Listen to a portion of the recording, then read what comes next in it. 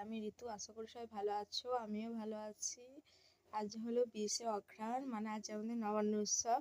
তাই আমি সকাল সকাল উঠে পড়বো। সকাল সকাল মানে এখন বাজে 7টা 40। আমি একটু ল্যাট করা মানুষ, তাই আমার সবেতেই একটু দেরি হয়।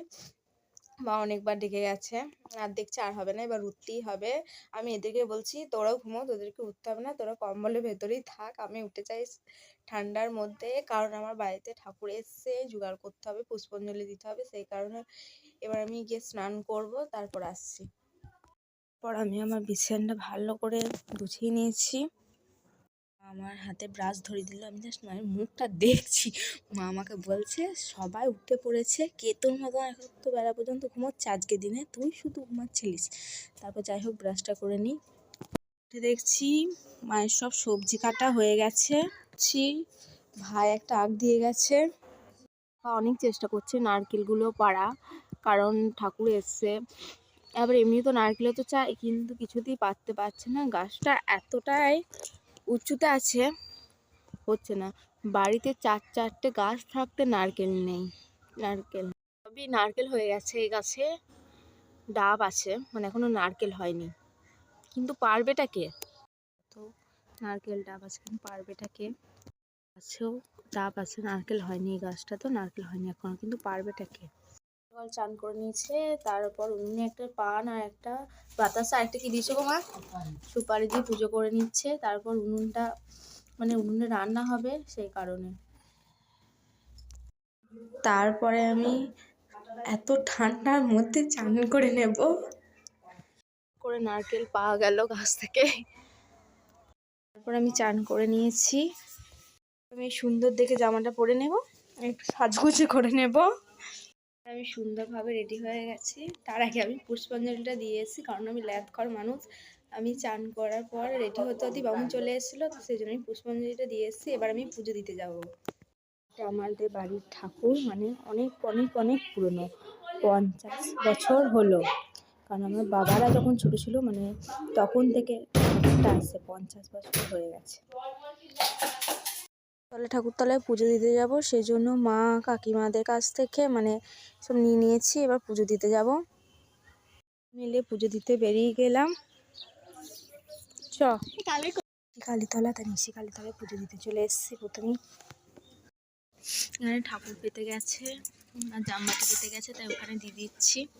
আমাদের হরিতলা, এটা মানে এবার নতুন করলো, তাই এখানে দিতে চলে এসেছি। এটা আমাদের হরিতলার অন্নপূর্ণা ঠাকুর।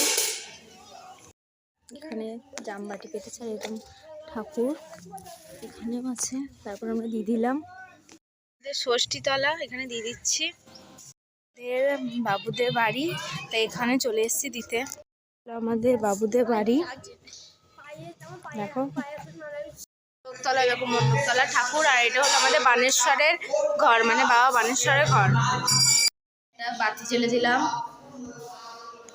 বাবা তুমি সবাইকে ভালো রেখো বাবা। আর রক্ষা মায়ের ঘর, তাই মায়ের কাছে দিতে এসছি। কার্তিক ঠাকুর এনে বসিয়ে দিয়েছে, দেখো ঠাকুর গাড়ি, সেখানেও দিতে এসছি। মন্দির মানে শিবঘর, এটা এখানে দিতে এসছি। শিবঘরের ভেতরে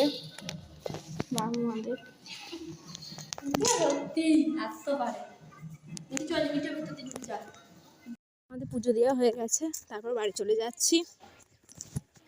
আর এটা আমাদের ঠাকুরতলা, এখানে দিতে এসছি।